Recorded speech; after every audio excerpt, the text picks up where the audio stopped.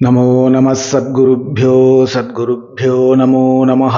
नमो नमः सद्गुरुभ्यो सद्गुरुभ्यो नमो नमः। नमो नमः सद्गुरुभ्यो सद्गुरुभ्यो नमो नमः। नमो नमः सद्गुरुभ्यो सद्गुरुभ्यो नमो नमः। सद्गुरुनाथ महाराज की जय। गोपिका शुद्ध्यधिहीनान्तरात्मा कृष्णपदाम्भोजभक्तिमृते वसनमिव क्षारोध्यैर्भक्त्या प्रक्षाल्यते चेतः। श्रीहरिं परमानन्दम् उपदेष्टारमीश्वरं व्यापकं सर्वलोकानां कारणं तं नमाम्यहम्। गोपिका जीवनस्मरणं गोविन्द गोविन्द। सद्गुरुनाथ महाराज की जय।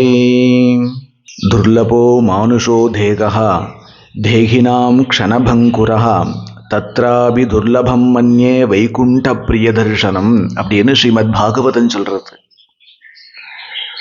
இந்த மனுஷ சரீரம் இப்ப நமக்கு கிடைச்சிருக்கு இல்லையா, இது ரொம்ப துர்லபமானது, இது ரொம்ப ரேரானது அப்படிங்கிறது. ரொம்ப துர்லபமான இந்த ரேரான மனுஷ சரீரம் கிடைச்சிருக்கே அப்படின்னு நினைச்சிடாத. க்ஷணபங்குரஹாம், இது க்ஷண நேரத்துல இல்லாம ஆயிடும்பா. இது எப்ப இல்லாம ஆகும்னு உன்னால யூகிக்கவே முடியாது, கணிக்கவே முடியாது. சொடுக்கு போற நேரத்துல இல்லாம ஆயிடும். அப்போ துர்லபமான மனுஷ சரீரம் கிடைச்சிருக்கு அப்படிங்கிறது ஒரு விதத்துல நல்ல விஷயம்தான். ஆனா அதுல கர்வப்பட்டுடாத, இப்படிங்கிறதுக்குள்ள இல்லாம ஆயிடும். இப்படி அனித்தியமான இந்த லோகத்துல அனித்தியமான இந்த மனுஷ சரீரத்தை வச்சுட்டு அதுக்கு ஏதாவது யூஸ் உண்டா அப்படின்னு கேட்டா ஒரு பிரயோஜனம் உண்டுங்கிறார். அந்த பிரயோஜனமும் நாம கிரியேட் பண்ணிக்க முடியாது, அது ஈஸ்வர கிருப்பையினால கிடைச்சாதான் உண்டு. என்ன பிரயோஜனம்னா, சதா கிருஷ்ணானந்தத்திலேயே இருக்கிற கிருஷ்ணதாசர்களுடைய தரிசனம் உனக்கு கிடைச்சுடுத்தானால் அதுதான்ப்பா இந்த மனுஷ சரீரம் கிடைச்சதுலேயே மிகவும் பாக்கியமான ஒரு காரியம் அப்படிங்கிறார். அது ரொம்ப துர்லபம். அது சதா கிருஷ்ணானந்தத்திலேயே இருக்கிற கிருஷ்ணதாசர்களுடைய ஹரிதாசர்களுடைய தரிசனம் இருக்கே, அது அவ்வளவு சீக்கிரம் யாருக்கும் கிடைச்சுடாது. போனா பார்த்துடலான்னு நினைக்கிறோம். அவன் நினைச்சுட்டான்னா நாம் போய் பார்க்க வேண்டிய தேவையில்லை. சாதுக்களை நம்மாத்துக்கு குழந்தை மாதிரி தேடி வந்துருவான். அப்போ அந்த அலௌகிகமான கிருஷ்ண உலகத்துல இருக்கக்கூடிய சாதுக்களை நாம் இந்த ஜென்மால இந்த சரீரத்தை வச்சுன்னு பார்த்துட்டோமானால் அதுக்கப்புறம் இனிமே இந்த சரீரம் கிடைக்காது, அவ்வளவுதான். நாம் கிருஷ்ணசரணத்தை போறது உறுதி, அது நிச்சயம் பண்ணப்பட்ட விஷயம். ஆமா, அப்படி என்ன கிருஷ்ணதாசர்களுக்கு ஸ்பெஷாலிட்டி, அப்படி என்ன கிருஷ்ணதாசர்களுக்கு பெருமை? என்ன பெருமைன்னா கேட்கிறேன், அவா ஹிருதயத்துல தங்கள் சொரூபமாகவே கிருஷ்ணனை பார்த்துட்டான். அவளுடைய உடம்பு பிராரப்தவசால் சில காலம் உலகத்துல ஏதேதோ காரியங்கள் பண்ண வேண்டி வந்தாலும் அவா ஹிருதயம் சதா அலௌகிகமான கிருஷ்ணானந்தத்திலேயே இருக்கு. அந்த கிருஷ்ணானந்தத்திலேருந்து அவ சலிக்கிறது இல்லை. ஆனால் நம்மளை போலவே உலகத்துல சில காரியங்களை பண்ணுவா. ஆபீஸ் ஒர்க் பண்ணலாம், பேங்க்ல வேலை செய்யலாம், சமயக்கட்டில் வேலை செய்யலாம். நம்மளை போலவே சில காரியங்களை பண்ணுவா. இவாளும் நம்மளை போலதானே நினைச்சிடக்கூடாது. அவ ஹிருதயம் அலௌகிகமான லோகத்துல இருக்கு. கிருஷ்ணனை பிரத்யக்ஷமா பார்த்தவா அவ. அதெல்லாம் தான் கிருஷ்ணதாசர்களுக்கு பெருமை. அப்படியானா கிருஷ்ணதாசர்கள் அந்த கிருஷ்ண பக்தியை எப்படி சம்பாதிச்சுண்டா, அந்த கிருஷ்ண தரிசனத்தை எப்படி பெற்றார்கள், அதை சொன்னீர்களானால் நாங்களும் அதை பண்ணுவோம் இல்லையா? நாங்க கூட கிருஷ்ண பக்திக்காக தான் காத்துட்டு இருக்கோம். நீங்க அதை சொன்னீங்களானால் நாங்களும் அதை பண்ணுவோம் இல்லையா அப்படின்னு கேட்டா ஸ்ரீமத் பாகவதமே அதுக்கு பதில் சொல்றது. ஸ்ருண்வன் சுபத்ராணி ரதாங்கபானே ஜன்மானி கர்மாணி ச யானி லோகே கீதானி நாமானி ததர்த்தகானி காயன் விலஜ்ஜோ விசரேத சங்கஹாம். யாரு லஜ்ஜைய விட்டு கிருஷ்ண கதையை பிரவச்சனம் பண்றாலோ, கிருஷ்ண குண நாமத்தை கீர்த்தனை பண்றாலோ, அவளுக்கெல்லாம் இதே ஜென்மால திருடமான கிருஷ்ண பக்தி அனுபவத்துல பிரகாசிக்க போறது நிச்சயிக்கப்பட்ட விஷயம். அந்த கிருஷ்ண பக்தியினால கிருஷ்ண தரிசனம் கிடைக்க போறது, பக்தியினால கிருஷ்ண தரிசனம், கிருஷ்ண தரிசனத்தினால கிருஷ்ணச்சரணம் எல்லாம் பிராப்தி ஆக போறது. சாதுக்கள் இதுதான் பண்ணா அப்படின்னு சொல்றது பாகவத். இதுல கீதானி அப்படின்னு ஒரு வார்த்தை வரும் இல்லையா, கானம் அப்படின்னு அர்த்தம். கானம்னா கிருஷ்ண குண லீலைய பிரவச்சனம் பண்றதும் கானம்தான், கிருஷ்ண குண லீலைய கீர்த்தனை பண்றதும் கானம்தான். பிரவச்சனம் பண்ணியே பகவத்குணம் சொல்லியே கிருஷ்ண சரணத்தை அடைஞ்சவா, கிருஷ்ண பக்திய அடைஞ்சவா நிறைய இருக்கா. அதே மாதிரி கிருஷ்ணனுடைய நாமத்தை, கிருஷ்ணனுடைய குணத்தை, கிருஷ்ணனுடைய லீலைய சங்கீத ரூபேன கீர்த்தனை பண்ணியும் கிருஷ்ண சரணத்தை அடைஞ்சவா நிறைய உண்டு. இன்னைக்கு நாம பார்க்க போறது 2வது கேட்டகரிஸ். கீர்த்தனை, சங்கீதம், பர்ஃபார்மன்ஸ் இல்லை. இப்போ இன்னைக்கு ஸ்டேஜில் நல்லா சொன்னா ஏதாவது பூர்வபட்சமாக கூட நம்ம அதெல்லாம் பேச வேண்டாம். நிறைய மேக்கப் போட்டுண்டு பலன்னு ட்ரெஸ் எல்லாம் உடுத்துண்டு எந்த பாட்டு பாடினா ஆடியன்ஸ் கை தட்டுவா, எந்த பாட்டு பாடுனா அடுத்த முறை கோவில் உற்சவத்துக்கு என்ன கச்சேரிக்கு கூப்பிடுவா, அல்லது இந்த சபையில கச்சேரிக்கு கூப்பிடுவா, இதெல்லாம் பர்ஃபார்மன்ஸ். அவளை பத்தி பூர்வபட்சமாக கூட நாம் பேச வேண்டாம். நான் சொல்றது தங்களுக்கு கிடைச்சிருக்கிற ஸ்வரசுத்தமான அந்த சங்கீத ஞானத்தை அப்படியே கிருஷ்ண பக்திக்கு வேண்டி சாதனையா மாத்துறது. அப்படி சில பேர் உண்டு. அவ எல்லாம் தங்களுடைய சங்கீத உபாசனையின் மூலமாகவே ரொம்ப சீக்கிரம் கிருஷ்ண பக்தியை சம்பாதிச்சுட்டு இதே ஜென்மால கிருஷ்ண சரணத்தை அடைஞ்சிருக்கா, கிருஷ்ணனை பார்த்திருக்கா. 2000 வருஷம் முன்னாடி தானே சுவாமி சொல்றேன். 2000 வருஷம் இல்ல, 200 வருஷம் முன்னாடி ஸ்ரீ பிருந்தாவனத்துல ஒரு மகாத்மா வாழ்ந்தார். இந்த மகாத்மாவுடைய சரித்திரத்தை பின்னாடி விரிவா பார்ப்போம். அந்த மகாத்மா சின்ன வயசுலயே கிருஷ்ணனை பிரத்யட்சமா பார்க்கணும்னு வீட்டை விட்டு பிருந்தாவனமே கதின்னு ஓடி வந்துட்டார். சிறிய வயசுலயே பிருந்தாவனம் பிருந்தாவனத்துல ஒரு அடர்ந்த வனப்பகுதிக்குள்ள பூந்து ஒரு மரத்துக்கு கீழே உக்காந்துட்டு சதா சங்கீத தேவதைகளை உபாசனம் பண்ணிட்டு இருந்தார். அந்த சங்கீத தேவதைகள் சில வருஷங்கள்ல பிரத்யட்சமாகி ஆச்சரியமான கண்டமும் அபாரமான சங்கீத ஞானமும் அனுகிரகம் பண்ணி வரமாக கொடுத்தா இவருக்கு. 200 வருஷம் முன்னாடி அந்த வரத்தை பெற்றுக்கொண்டு பிருந்தாவனத்தை அந்த காட்டை விட்டு வெளியில பிருந்தாவனம் பூரா சஞ்சாரம் பண்ணிட்டு தனக்கு கிடைச்ச அந்த சங்கீத ஞானத்தை ராதாகிருஷ்ணனுடைய குண நாம கீர்த்தனையிலேயே நேரத்தை செலவழிச்சுண்டு அதன் மூலமாகவே பிரத்யட்சமாக கிருஷ்ணனை பார்த்தார். அடிக்கடி பிரத்யட்சமா பார்த்தார். அதாவது சங்கீத ஞானத்தை தங்களுடைய கிருஷ்ணோபாசன மார்க்கமாக அவர் வச்சுட்டார். அவர் மாத்திரமா, நம்ம தமிழ்நாட்டில் ஊத்துக்காடு வெங்கட சுப்பையருங்கிற மகாத்மா ஒரே ஒரு அவதார புருஷர். அவர் ஒருத்தர் ஊத்துக்காடு காளிங்க நர்த்தன கிருஷ்ணன் மேல மாத்திரம் அலைப்பாய்தே கண்ணா, ஆடாத அசங்காதுவா, குழலூதி மனமெல்லாம் தாயே யசோதா, என்ன தவம் செய்தனே, கண்ணன் வருகின்ற நேரம், இது மாதிரி தமிழ்லையும் சம்ஸ்கிருதத்திலையும் 1000 கீர்த்தனைகளை பாடி கிருஷ்ண சரணத்துல சமர்ப்பிச்சிருக்கார். தனக்கு கிடைச்ச சங்கீத ஞானத்தை கிருஷ்ண பக்தி உபாசனையா, கிருஷ்ண பக்திக்கு வேண்டி உபாசனையாக மாத்திட்டார். பலன் என்னன்னா லோக புகழ் அல்ல, அடிக்கடி கோபாலனாக ஊத்துக்காடு கிருஷ்ணன் அவருக்கு பிரத்யட்சமாகவே இருந்து தெரிஞ்சுட்டு இருந்தார். நாம் ஊத்துக்காடு வெங்கட சுப்பையருடைய சரித்திரத்தை இந்த மாசமே பார்க்க போறோம். அவருடைய கிருஷ்ணானுபவங்கள்லாம் ஆச்சரியமா இருக்கும். அதெல்லாம் நடந்த மண்ணுல இருந்துட்டே அவருடைய சரித்திரத்தை பேச போறோம். அவர் மாத்திரமா, நம்ம தியாகராஜர் எத்தனை கீர்த்தனைகள் ராமர் மேல பாடியிருக்கார். குடும்ப சகிதமா வர வச்சுட்டார் இல்லையா ராமரை தன்னாத்துக்கு. தனக்கு கிடைச்ச சங்கீத ஞானத்தை தான் பக்தியை சம்பாதிச்சுக்கிறதுக்கு உண்டான உபாசனையாக சாதனையாக மாற்றிவிட்டார். ஏன்னா தரித்திர பிராமணனா இருந்தார் தியாகராஜர். உஞ்சவிருத்தி எடுத்து சாப்பிட்டுன்னு இருந்தார். மாற்று வஸ்திரத்துக்கு கூட சிரமப்படுற நிலையில இருந்தார். அப்படி இருக்கிற நிலையில தஞ்சாவூர் ராஜா உன்னை தனாதிபதியா பண்ணிடுறேன், என் சபைக்கு ஒரு கீர்த்தனை பாடேன் அப்படின்னு கெஞ்சற.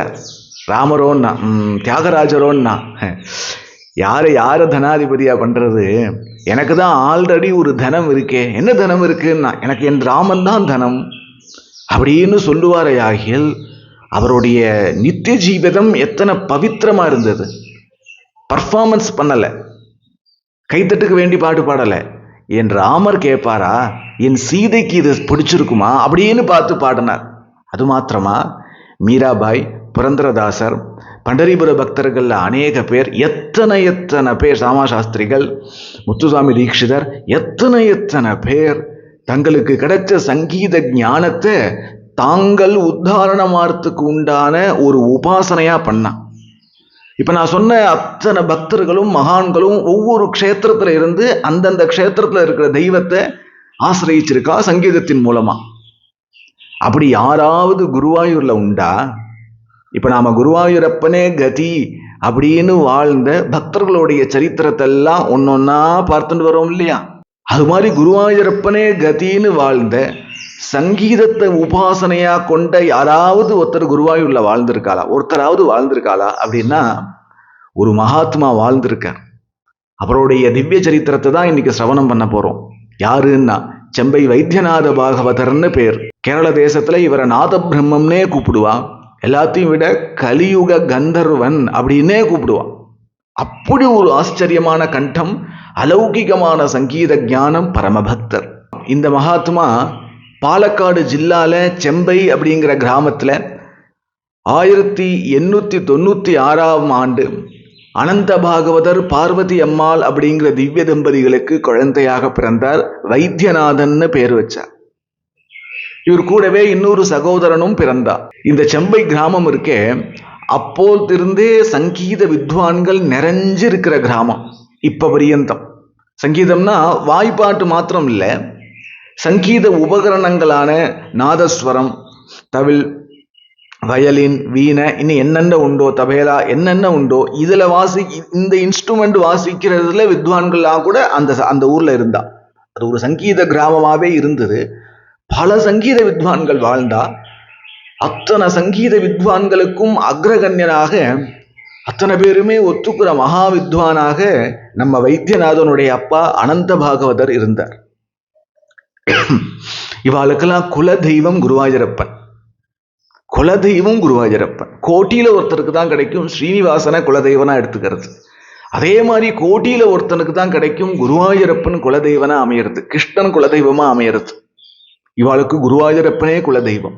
இவர் என்ன நினைச்சார், தன்னுடைய குழந்தைகளுடைய காதுக்குள்ள ஒரு லௌகீக அக்ஷர வித்யை உள்ள போறதுக்குள்ள சங்கீதம் நுழைஞ்சுடணும் அப்படின்னு நினைச்சார். அதனால இவர் ஸ்கூலுக்கே அனுப்பல. அவரை பொறுத்தவரையா என்னன்னா, என் குழந்தைகளுக்கு ஏதோ மாதృபாஷை பேச தெரியணும், எழுத தெரியணும், ஏதோ கூட்டல், பெருக்கல், கழித்தல், வகுத்தல் தெரியணும், போருமே.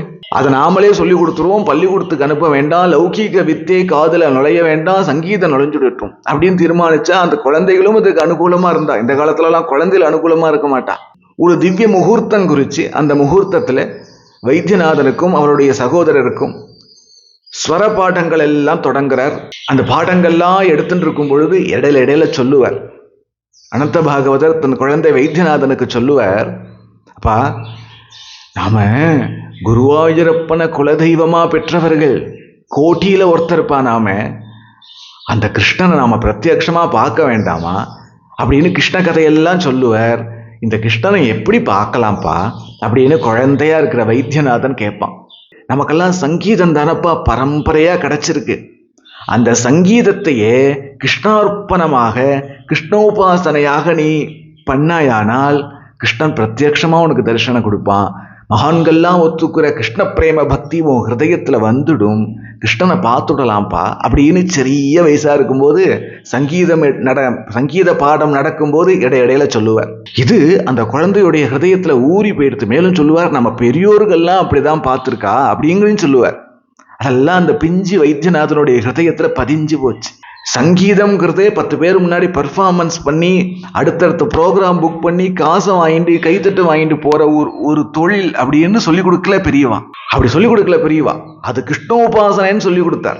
இப்படி ரொம்ப சீக்கிரம் இந்த குழந்தைகள் சங்கீதத்தை பூர்ணமா அத்தியனம் பண்ணி முடிச்சா 1904 ஆண்டு அந்த செம்பை கிராமத்திலேயே ஒரு ஸ்டேஜ் அமைச்சு மகா வித்வான்கள் எல்லாம் வர வச்சு வைத்தியநாத சகோதரர்களான இந்த 2 பேரையும் அரங்கேற்றம் பண்ண வைத்தார் அனந்த பாகவதர்.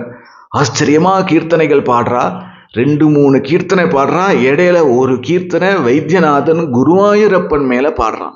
அந்த கீர்த்தனையோட அரங்கேற்றம் முடியுது. அதை கேட்ட உடனே எதிர்த்தாப்புல உட்கார்ந்து இருக்கிறவாள்லாம் சிம்மங்கள், மகா சங்கீத வித்வான்கள். இதுவோ குழந்தைங்க. ஆனால் இந்த வைத்தியநாதன் சங்கீதத்தை லாவகமா கையாள்ற விதமாகட்டும், அவனுடைய ஆச்சரியமான கண்டமாகட்டும், அலௌகிகமான சப்தமாகட்டும், அந்த குருவாயூரப்பன் கீர்த்தனை பாடும் பொழுது பாகவதருக்கே மேனி சிலுத்து கண்கள்ல கண்ணீர் வந்து பிரேம பிரவாகமாக பாடுறதாகட்டும், இது அத்தனையும் சபை பார்த்து கச்சேரி முடிஞ்ச அடுத்த க்ஷணம் மகா வித்வான்கள்லாம் எழுந்து, வைத்தியநாதா நீ கலியுக கந்தர்வன் பா அப்படின்னு அத்தனை பேரும் ஆசீர்வாதம் பண்ணான். மகா சங்கீத வித்வான்கள்லாம் நீ கலியுக கந்தர்வன் தான் ஒத்துண்டா ஆசீர்வாதம் பண்ணான். அப்பேற்பட்ட வித்வான், அப்பேற்பட்ட கண்டம் வைத்தியநாதனுக்கு.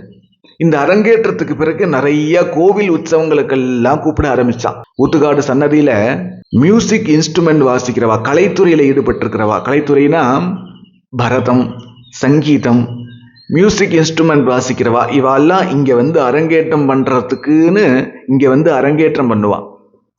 அப்படி ஒரு கிருஷ்ணக்ஷேத்திரம் இது. ஆனா ஒண்ணு, இங்க அரங்கேற்றம் பண்றவாளுடைய ப்ரோக்ராமை பார்க்கறதுக்கு கிருஷ்ணன் மாத்திரம் தான் இருப்பான். வேற யாரும் இங்க ஆடியன்ஸ் கிடையாது.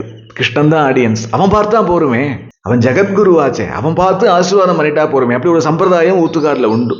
அது மாதிரி இந்த அரங்கேற்றம் முடிந்த உடனே நிறைய கோவில் உற்சவத்துக்கெல்லாம் போக ஆரம்பிச்சுட்டார் வைத்தியநாதன். நிறைய தனாதிபதிகள்லாம் இவரை வந்து மரியாதையா, எங்க ஆத்துல ஒரு கிருஷ்ணனை வச்சு ஆராதனை பண்றோம், நீங்க வந்து 2 கீர்த்தனை பாடணும் அப்படின்னு கூப்பிடுவா. இவரும் ஆசையா போவார். இவருடைய வைத்தியநாதனுடைய பேர் புகழ் ஜகத்து பூரா பரப்பின்னு இருந்தான் குருவாயூரப்பன். யூடியூப் பரப்பல, குருவாயூரப்பன் பரப்பின்னு இருந்தான். இப்படியே இருக்க இருக்க இருக்க இந்த நாராயணீயம் பாராயணம் பண்றவா, நாராயணீயம் சொல்லி கொடுக்கிறவா, சங்கீதத்தை பர்ஃபார்மன்ஸா பண்ணாம கொஞ்சமாவது உபாசனையா பண்றவா, என்ன மாதிரி பகவத்குணம் சொல்லி ஜீவிக்கிறவா, இவெல்லாம் பிஸ்னஸ் மைண்ட் இல்லாம கொஞ்சம் ஏதோ பக்தி ஞானம்னு இருப்பா இல்லையா, இப்பவும் இருக்கா இல்லையா, இவ அத்தனை பேருக்கும் ஒரு மிகப்பெரிய அவார்டு ஒன்று இருக்கு. அந்த அவார்டுக்காக தான் அவ ஜீவிச்சுட்டு இருக்கா. என்ன அவார்டுன்னா, எப்பவாவது ஒரு முறை குருவாயூர் மேல்பத்தூர் ஆடிட்டோரியத்தில் ஒரு 10 நிமிஷம் பகவத்குணம் சொல்ல மாட்டோமா அப்படின்னு ஆசைப்படுவா. பகவதாலாம் ஆசைப்படுவா. சங்கீதம் தெரிஞ்சவாள்லாம் அங்க 2 கீர்த்தனை பாட மாட்டோமா, மேல்பத்தூர் ஆடிட்டோரியத்துல கீர்த்தனை பாட மாட்டோமா அப்படின்னு ஆசைப்படுவா. அது அப்பேற்பட்ட ஸ்டேஜ். அது குருவாயூரப்பனுடைய கிழக்கு கோபுரத்துக்கு முன்னாடி பகவானே பார்த்துன்னு இருக்கிற ஸ்டேஜ். அது அங்க ப்ரோக்ராம் கிடைக்கிறது அவ்வளவு சாதாரண காரியம் இல்லை. இப்பவும் அப்பவுமே ரொம்ப சிரமம். அது ரொம்ப பகவான் சூஸ் பண்ணாதான் அந்த ஸ்டேஜ் கிடைக்கும்.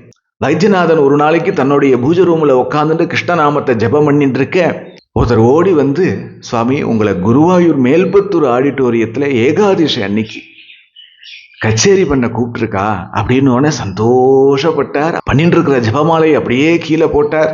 மேனி சிலுத்தது, கண்கள்ல கண்ணீர் வந்தது. கிருஷ்ணா குருவாயூரப்பா, கிருஷ்ணா குருவாயூரப்பான்னு அழுதார். ஏன்னா ஜென்மால அங்க பாடிடுவோமா அப்படிங்கிற ஒரே ஆசைதான் அவருக்கு இருக்கு. அங்கிருந்து அழைப்பு வருதுன்னா பகவானே கூப்பிடுறாருன்னு அர்த்தம். ஆச்சு, கச்சேரி பண்ண வேண்டிய தினம் வந்தது. சாயங்கால வேலை 6:05 ஆறுது. மேல்பத்தூர் ஆடிட்டோரியத்துல புஷ்பத்தை வச்சு ஆச்சரியமா அலங்காரம் பண்ணியிருக்கான். ஸ்டேஜுக்கு முன்னாடி ஒரு பக்கம் மகா சங்கீத வித்வான்கள்லாம் உட்கார்ந்துட்டு இருக்கா, மற்றொரு பக்கம் சாதாரண ஜனங்கள், குழந்தைகள் எல்லாரும் உட்கார்ந்துட்டு இருக்கா. இந்த ஸ்டேஜுக்கு முன்னாடி கூட்டம், கூட்டத்துக்கு பின்னாடி கிழக்கு கோபுரத்துல தீபஸ்தம்பத்துல எல்லா தீபமும் ஏற்றிருக்கா. அதற்கு பின்னாடி கிழக்கு கோபுரம் தெரியறது, அதற்கு பின்னாடி சூரியன் மறையிறது. அந்த சூரியன் மறையறதோட கிரணங்கள் கிழக்கு கோபுரத்துல பட்டு தீபஸ்தம்பத்துல பட்டு அது அப்படியே தங்கள் முன்னாடி இருக்கிற ஆடியன்ஸ் மேல பட்டு மேல்பத்தூர் ஆடிட்டோரிய ஸ்டேஜில் பட்டு அந்த இடமே பல பல பல பல பலன்னு இந்திரலோகம் போல இருந்தது. ஒரு அலௌகிகமான சுச்சுவேஷன்ல இருந்தது. அது அந்தரீக்ஷத்துல இருந்தது. இப்படி இருக்கக்கூடிய அந்தரீக்ஷத்துல அப்படி ஜல்லுன்னு மேடை ஏறி தன்னுடைய ஆசனத்துல வந்து உட்கார்றார் வைத்தியநாத பாகவதர். சபைக்கு மானசீகமா ஒரு நமஸ்காரம் தெரிவிச்சுட்டு ஹிருதயத்துல குருவாயூரப்பனை தியானம் பண்ணிட்டு முதல்ல விநாயகர் மேல ஒரு கீர்த்தனை பாடுறார். அத்தனை பேருமே ஆச்சரியமா கேட்டு ரசிச்சா. 2வது கீர்த்தனை தொடங்கிறதுக்கு முன்னாடி அந்த கூட்டத்துல ஒரு வயசான பாகவதர் எழுந்து, ஏண்டா வைத்தியநாதா, சபையிலே கூப்பிடுறார். சபையிலே இப்படி பேசுறார். ஏண்டா வைத்தியநாதா, உன்னையெல்லாம் ரொம்ப பெரிய மகா சங்கீத வித்வான்னு பேசுறாளே, நீ அப்படிப்பட்ட வித்வானா?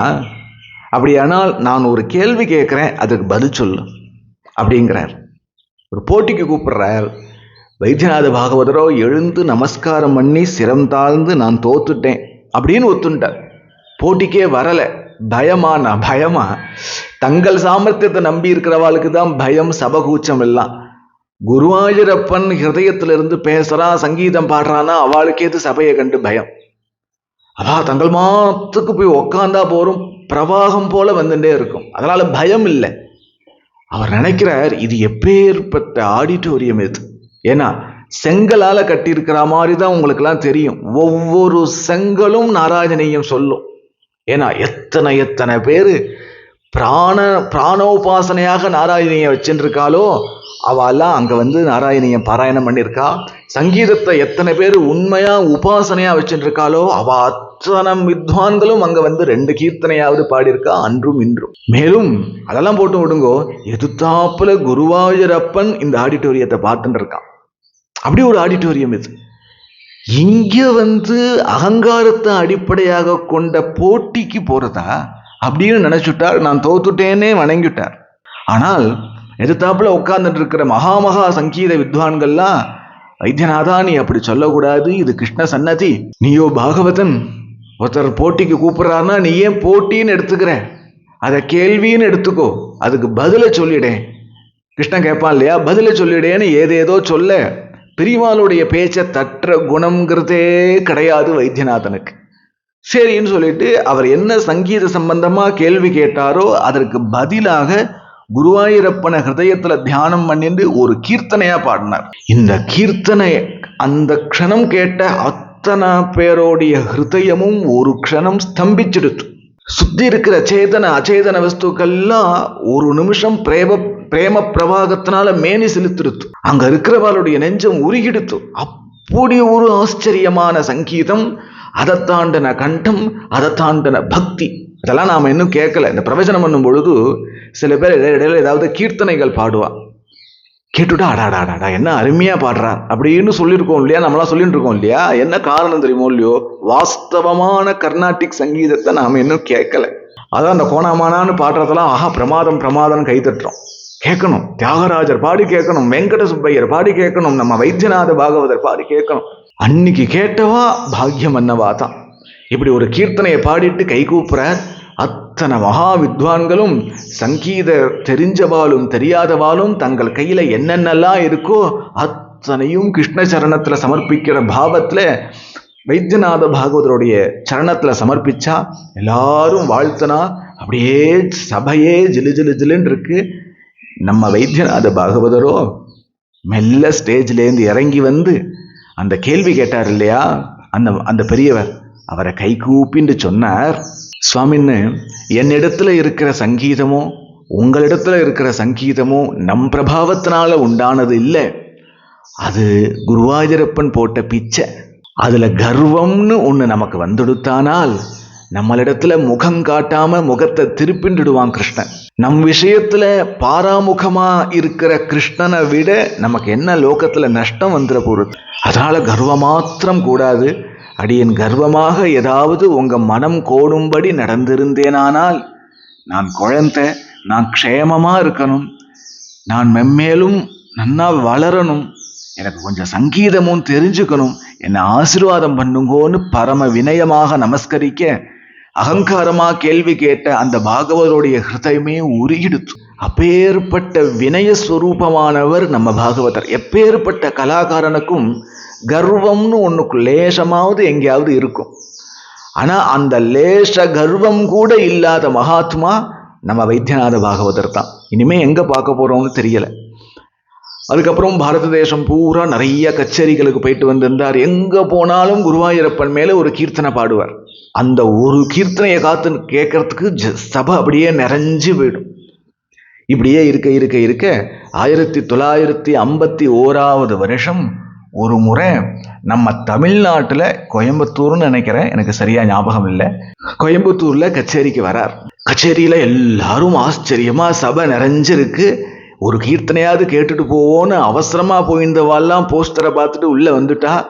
எல்லாம் சபை நிறைஞ்சு இருக்கு, எல்லாரும் அப்படியே காத்துட்டு இருக்கா. அப்போ ஜல்லுன்னு ஸ்டேஜில் ஏறி வைத்தியநாத பாகவதர் தன் ஆசனத்தில் உட்காந்துட்டு ஸ்ருதியை சரி பண்ணிட்டு கீர்த்தனை பாட தொடங்குறார். சப்தம் வரல. 500-600 பேர் உட்காந்துட்டு இருக்கா கேட்கிறவா. அந்த ஜனங்கள் முன்னாடி கண்டம் வரல, சப்தம் வரல. என்ன பண்ண முடியும்? பேசிக்கிறவாலாம் ஏதோ பேசிக்கிறா. இப்படியாக்கும் அப்படியாக்கும் அதுவாக்கும் இது ஏதோ பேசுவாளே. வளர்ற வரைக்கும் லோகத்தில் நம்மளே நம்ம லைஃப்லேயே பார்த்துக்கலாம். லோகத்தில் நாம் வளர்ற பரியந்தும் நம்மளை ஒரு மாதிரி பேசுவா.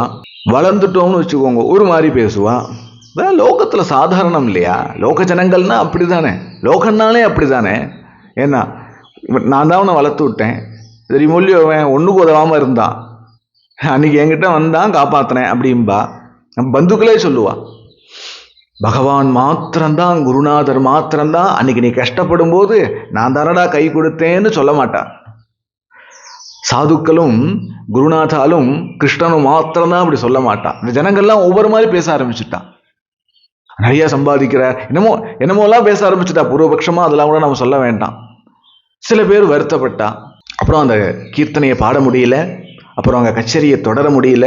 அங்கிருந்து கிளம்பி குருவாயூருக்கு வந்துட்டார். நிறையா ஆயுர்வேதம், ஹோமியோபதி, அலோபதி எல்லாம் சிகிச்சை எடுத்து பார்த்தார், ஒன்றும் கேட்கல. போன சப்தம் போனமாத்தான் இருக்கு, திரும்பி வரலை. அதுக்கப்புறம் குருவாயூர் தேவஸ்வம் போர்டு கண்ட்ரோல்லையே இருக்கிற ஆயுர்வேத சிகிச்சாலயத்தில் 41 நாள் பண்ணி 41 நாள் ஒரு வித சிகிச்சை எடுத்துக்கிறார். ஆனால் 40 நாள் ஆச்சு, ஒன்றும் சப்தம் திரும்பி வரல, ஒரு சின்ன இம்ப்ரூவ்மெண்ட் கூட இல்லை. ஆச்சு இன்னைக்கு 41வது நாள், இன்னைக்கு சிகிச்சை முடிகிறது. ஓடி குரு சந்தியா சமயத்தில் தீபாராதனை முடிஞ்ச உடனே சுத்தி 11,000 தீபம் சன்னதியில ஜொலிக்க உள்ள கிருஷ்ணனிடத்துல போய் சோபான மண்டபத்துக்கிட்ட கை கூப்பிண்டு, குருவாயூரப்பா இந்த வைத்தியநாதனுடைய சப்தத்தை திருப்பி கொடுடாப்பா, நான் உன்னிடத்துல ஏதாவது அபச்சாரப்பட்டிருந்தேனானால் அதை நீ க்ஷமிக்கணும்.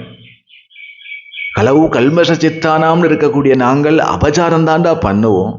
அபார கருணாமூர்த்தியான இருக்கிற நீ அதை கேர் பண்ணாம எங்களை எடுத்துக்கணும்.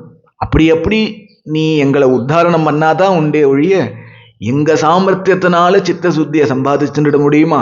எங்க சாமர்த்தியத்தினால உன்னை அடைவதற்குண்டான தகுதி தராதரத்தை வளர்த்துட முடியுமா? நீ கிருப பண்ணாதானே உண்டு. எனக்கு இருக்கிற இந்த கிருஷ்ண உபாசனைங்கிறது ஒன்னே ஒண்ணுதானே, சங்கீதம் தானே. சப்தத்தையும் எடுத்துட்டியே, எனக்கு சப்தத்தை திருப்பி கொடுன்னு அழுதுண்டே கெஞ்சறார். அது சமயம் கூட்டமே இல்லாத சமயம் பின்னாடி ஒரு கை வந்து தோள்பட்டையில வைக்கிறது. எப்படி யாருன்னு திரும்பி பார்க்கிறார். ஒரு வயசானவர் மகா தேஜஸா நின்று இருக்கார், எலும்பும் தோலுமா இருக்கார். அவர் கையில ஒரு வெள்ளி கிண்ணத்துல, வைத்தியநாதா உன்னுடைய சப்தம் திருப்பி வரும்பா, இந்த கஷாயத்தை குடி அப்படின்னு கொடுக்கிறார்.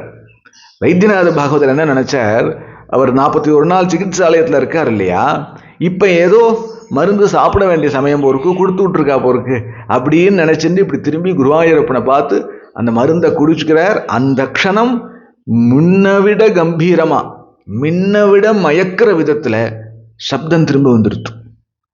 கண்ணீரோட குருவாயூரப்பனுக்கு நன்றி தெரிவிச்சுட்டு முதல்ல இந்த வயசானவருக்கு ஒரு நமஸ்காரம் பண்ணுவோன்னு திரும்புறார். காணும் இந்த வயசானவர் எங்கன்னு தேடி போறார். எங்க தேடியும் கிடைக்கல. கடைசியில புனகா சன்னதிக்குள்ள வந்து கிருஷ்ணனை பார்த்து அக்ரே பஷ்யாமி தேஜோன்னு நாராயணீய ஸ்லோகத்தை ஆச்சரியமான கண்டத்துல பாடி, ஹே குருவாயூரப்பா கிருஷ்ணா, ராதாநாயகா, கோபாலா, நந்தநந்தனா, சர்வேஸ்வரா, நீ பட்டத்திரிக்கு தரிசனம் கொடுத்தாயானால் அது தகும். இந்த வைத்தியநாதனுக்குன்னு வந்தியா, எனக்குன்னு வந்தியா? எனக்கு தரிசனம் என்ன இருக்கு என்னிடத்துல? சப்தமா நீ கொடுத்தது. ஆச்சரியமா பாடுற நீ கொடுத்தது கிருஷ்ணா, எனக்குன்னு வந்தியா அப்படின்னு குருவாயூரப்பனுக்கு கண்ணீரோட நமஸ்காரம் பண்ணிட்டு கிளம்புறார். இப்போ முன்னவிட கண்டம் ஆச்சரியமா வந்துருது. எங்க பார்த்தாலும் அவருடைய புகழ பகவான் பரப்பின்றே இருக்கார். அவர் போகாத இடம் இல்லை. இந்த சம்பவத்துக்கு பிறகுதான் பத்மபூஷன் போன்ற மகா அவார்டெல்லாம் அவர் சரணத்துல வந்து தானா சேர்ந்தது.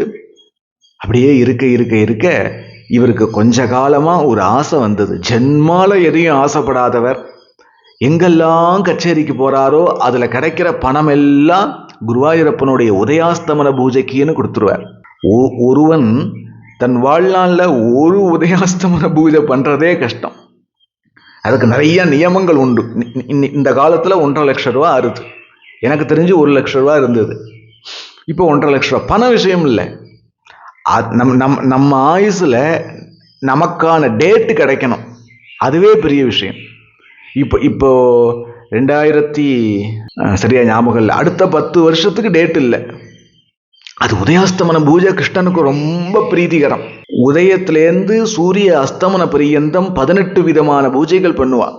உதயாஸ்தமன பூஜைன்னு பேரு. கிருஷ்ணனுக்கு ரொம்ப சாநித்தியம் கொடுக்கக்கூடியது. அதெல்லாம் நடந்துட்டு இருக்கிறதுனால தான் பகவான் இன்னும் குருவாயூர்ல சாநித்தியமா இருந்துட்டு இருக்கார். நம்ம வைத்தியநாத பாகவதர் அவருடைய ஜீவிதத்துல 41 உதயாஸ்தமன பூஜை பண்ணியிருக்கார். எப்படி பண்ணுவாருன்னா, அவர் ஏத்துக்கிற கச்சேரியில அவருக்கு கிடைக்கக்கூடிய சம்பாவனையில கொஞ்சமா தான் ஜீவிக்கிறதுக்கு எடுத்துட்டு பாக்கி எல்லாம் குருவாயூருக்கு கொடுத்துருவார், கிருஷ்ணனுக்குன்னு கொடுத்துருவார். இப்படி எல்லாம் இருக்கும் பொழுது கொஞ்ச காலமா அவர் ஹிருதயத்துல ஒரு ஆசை வந்தது. எந்த ஆசையும் படாத மகாத்மா அவர், பட்டதே இல்லை. பரம வினயமே ஸ்வரூபமானவர். அப்பேற்பட்ட மகாத்மா ஒரு ஆசைப்பட்டார். என்னன்னா, கிருஷ்ணா, உன்னை பாடிண்டே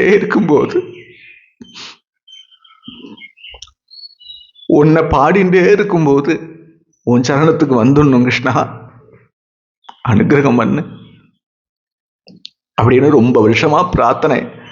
அதை ஆசையா ஹிருதயத்துல வச்சுட்டே இருந்தார். இப்போ வைத்தியநாத பாகவதற்கு 85 வயசாயிடுச்சு. இப்போ ஒரு கச்சேரிக்கு கூப்பிடுறார். அந்த கச்சேரிக்கு முடியாம போறார். 2-3 கீர்த்தனை பாடுறார். அதுக்கப்புறம் குருவாயூரப்பன் மேல ஒரு கீர்த்தனை பாடுறார். அந்த கீர்த்தனையில சொல்றார், எனக்கு 85 வயசு ஆயிடுச்சு, என்னை கூட்டுண்டு கிருஷ்ணா, கருணை காட்ட என்ன உனக்கு தாமசம் அப்படின்னு ஒரு கீர்த்தனை பாடுறார். அந்த கீர்த்தனை தான் பாகவதருடைய லாஸ்ட் கீர்த்தனை. அதுக்கப்புறம் சில நாட்கள், சில வாரங்கள்லயே அவர் கிருஷ்ணச்சரணத்தை அடைஞ்சுட்டார். அதுக்கப்புறம் இன்னொரு கச்சேரியில மேடையில ஏறல அவர். அப்பேற்பட்ட மகாத்மா குருவாயூரப்பனை உபாசனம் பண்ணிட்டு குருவாயூரப்பனே கதின்னு வாழ்ந்தார். இன்னைக்கும் குருவாயூர் ஏகாதசிய சம்பந்திச்சு 10 நாட்கள் அந்த மேல்பத்தூர் ஆடிட்டோரியத்துல செம்பை வைத்தியநாத பாகவதர் உற்சவம்னே ஒண்ணு பண்றாவா. அப்படின்னா அவர் எத்தகைய மகாத்மாவும் கிருஷ்ணார்ப்பண புத்தியோடையும் இருப்பார். அப்பேற்பட்ட மகாத்மா இனி எங்க பார்க்க போறோம்? ஊத்துக்காடு வெங்கட சுப்பையர் ஆகட்டும், தியாகராஜர் ஆகட்டும், புரந்தரதாசர் ஆகட்டும், இதோ நம்ம செம்பை வைத்தியநாத பாகவதர் ஆகட்டும், இது மாதிரி சங்கீதத்தை உபாசனை பண்ணவால, கிருஷ்ண உபாசனை பண்ணவால எங்க பார்க்க போறோம்? நம்ம ஜென்மால முடியுமா? ஏதோ கோணமானான்னு பாடின்னு இருக்கிறவால மகா வித்வான்கள்னு சொல்லிட்டு இருக்கோமே, இது மாதிரி இருக்காளா? பார்க்கணும் இல்லையா? நம்ம ஜென்மால முடியுமோன்னு தெரியல. ஆனால் இது மாதிரியான கதாசிரவணம், இவாளுடைய சரித்திரத்தை சிரவணம் பண்றோமே, அதுவே நம்ம பாக்கியம். நமக்கெல்லாம் நம்ம குருநாதன் எப்போவோ ஒரு நாள் இல்லை ஒரு நாள் அனுகிரகம் பண்ணியிருக்கணும். இல்லைன்னா நம்மளிடத்துல கிருஷ்ணன் பிரீத்தி ஆயிருக்கணும், ராத பிரீத்தி ஆயிருக்கணும். அதோடைய பலன் இப்ப இந்த மகாத்மாவுடைய சரித்திரத்தை கேட்டோம். அப்படி செம்பை வைத்தியநாத பாகவதருங்கிற மகாத்மாவுடைய சரித்திரத்தை நாம சிரவணம் பண்ணோம்.